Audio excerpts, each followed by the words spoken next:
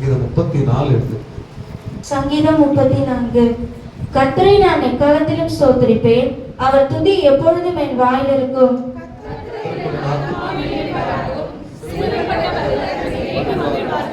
என்னோடு கூட கர்த்தரை மகிமைப்படுத்துங்கள், நாம் ஒருமித்து அவர் நாமத்தை உயர்த்துவோமாக.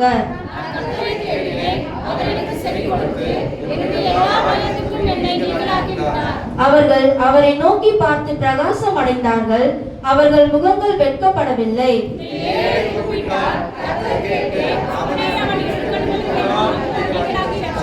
கர்த்தருடைய தூதன் அவருக்கு பயந்தவர்களுக்கு சூழ பாளையம் இறங்கி அவர்களை விடுவிக்கிறார்.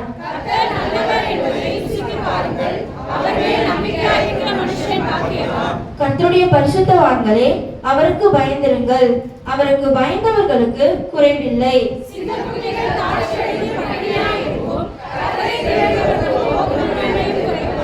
பிள்ளைகளே, வந்து எனக்கு செவி கொடுங்கள், கர்த்தருக்கு பயப்படுதலை உங்களுக்கு போதிப்பேன்.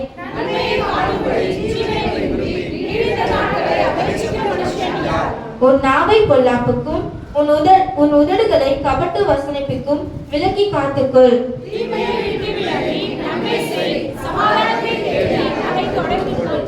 கர்த்தருடைய கண்கள் நீதிமான்கள் மேல் நோக்கமாய் இருக்கிறது, அவருடைய செவிகள் அவர்கள் கூப்பிடுதலுக்கு திறந்திருக்கிறது.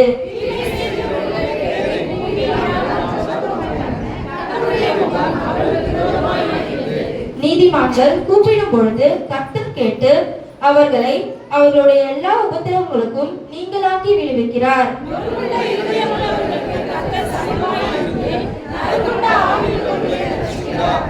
நீதிமானுக்கு வரும் துன்பங்கள் அநேகமாயிருக்கும், கர்த்தர் அவைகள் எல்லாவற்றிலும் நின்று அவனை விடுவிப்பார்.